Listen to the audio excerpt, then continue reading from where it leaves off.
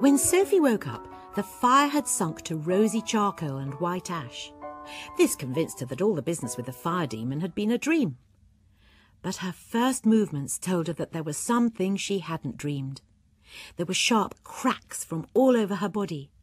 She put her knobby hands to her face and felt wrinkles. At that she was very angry indeed with the Witch of the Waste. Sailing into shops and turning people old. Oh, what I won't do to her! She hobbled over to the window and looked out. To her utter astonishment, she could see a dockside town with masts sticking up beyond the roofs. Beyond the masts, she could see a glimmer of the sea. She turned to look at the room. It was quite amazingly dirty.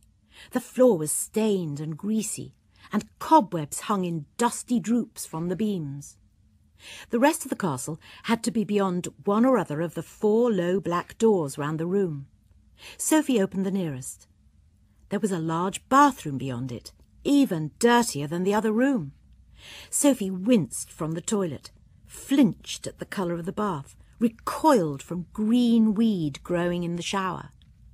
Water ran into the basin when she turned a blue-green knob, and Sophie rinsed her hands and face without touching the basin. She dried the water with her skirt and then set off to the next black door. That one opened onto a flight of rickety wooden stairs. Sophie heard someone move up there and shut the door hurriedly. She hobbled to the next. This opened onto a poky backyard filled with scrap iron. She opened the 4th door, and it was just a broom cupboard. The only other door was in the wall with the window, and that was the door she'd come in by last night. She hobbled over and cautiously opened that. She stood for a moment looking out at a slowly moving view of the hills, watching heather slide past underneath the door, and listening to the rumble and grind of the moving castle. She shut the door and went to the window, and there was the seaport town again. It was no picture. A woman had opened a door opposite and was sweeping dust into the street. "I don't understand," said Sophie to a skull standing on the bench. The fire looked almost out, so she put on a couple of logs. Green flames climbed between the logs and shot up into a long blue face with flaming green hair. "Good morning," said the fire demon. "Don't forget we have a bargain." So none of it was a dream. Sophie sat for a while staring at the fire demon. She was surprised suddenly to find Michael standing beside her. "Would you like some breakfast?" Sophie discovered she was a very hale old woman indeed. She was ravenous. Michael went to the closet. "I'm afraid there's only bread and cheese." "But there's a whole basket of eggs in there," said Sophie. "And isn't that bacon?" "Howl's the only one who can cook," said Michael. "I can cook," said Sophie. She reached for the large black pan hanging on the closet wall. Michael tried to prevent her. "You don't understand. It's Calcifer, the fire demon. He won't bend down his head to be cooked on for anyone but Howl." Sophie wrenched the pan from Michael, plonked the bacon into it, popped a handy wooden spoon into the egg basket, and marched with the lot to the fireplace. "Now, Calcifer, let's have no more nonsense. Bend down your head." "You can't make me," crackled the fire demon. She got creakingly to her knees and whispered, "Oh, yes, I can, and if you don't, I can tell Howl about our bargain, can't I?" "Oh, curses!" spat Calcifer.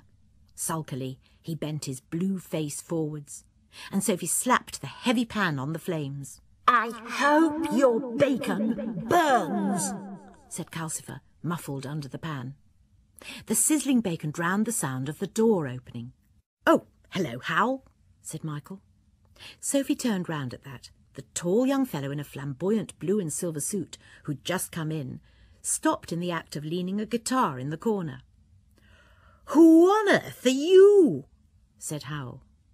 "She says her name's Sophie," said Michael. "She came last night." "How did she make Calcifer bend down?" "She bullied me," said Calcifer from under the sizzling pan. Howl came over to the hearth and shoved Sophie firmly aside. "Calcifer doesn't like anyone but me to cook on him.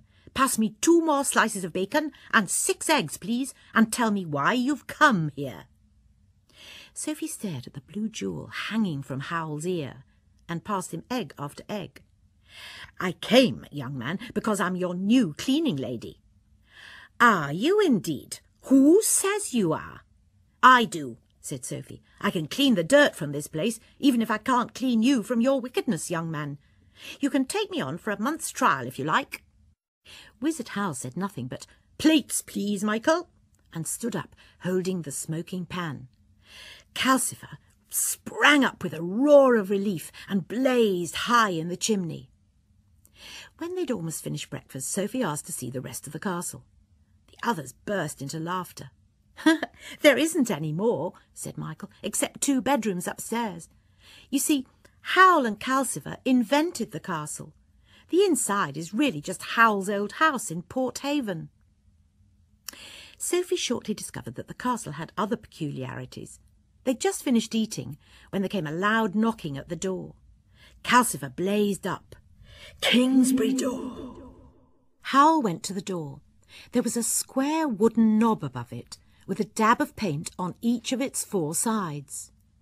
At that moment there was a green blob on the bottom, but Howl turned the knob round so that it had a red blob downwards before he opened the door. Outside stood a personage wearing a stiff white wig. "His Majesty the King presents his compliments and sends payment for 2,000 pairs of 7-league boots." Behind this person, Sophie had glimpses of a coach and splendid towers and spires and domes. When he'd gone, Howl went straight into the bathroom, calling out, "I need hot water in here, Calcifer." Sophie couldn't restrain her curiosity. "Whoever was that at the door?" "That door," said Michael, "gives on Kingsbury, where the king lives. I think that man was the Chancellor's clerk." "Is Howl going to let me stay here?" Sophie asked. "If he is, you'll never pin him down," Michael answered. "He hates being pinned down to anything." The only thing to do, Sophie decided, was to show Howl that she was a real treasure. So she set to work, and in the days that followed, cleaned her way remorselessly through the castle. Every time Howl came in, Michael and Calcifer complained loudly, but Howl didn't seem to attend, nor did he seem to notice that the food closet had become very well stocked. For word had gone round. People came to the door to look at Sophie. They called her Mrs. Witch in Port Haven and Madam Sorceress in Kingsbury. She was always having to pause in her work to take in a gift or to get Michael to put up a quick spell for someone. When the bathroom was clean and gleaming, Sophie moved on into Michael's room. Michael gave a yell of dismay and pounded upstairs to rescue his most treasured possessions. They were in an old box under his bed. As he hurried the box away, Sophie glimpsed a blue ribbon and a spun sugar rose round what seemed to be letters. "So," she said to herself, "Michael has a sweetheart."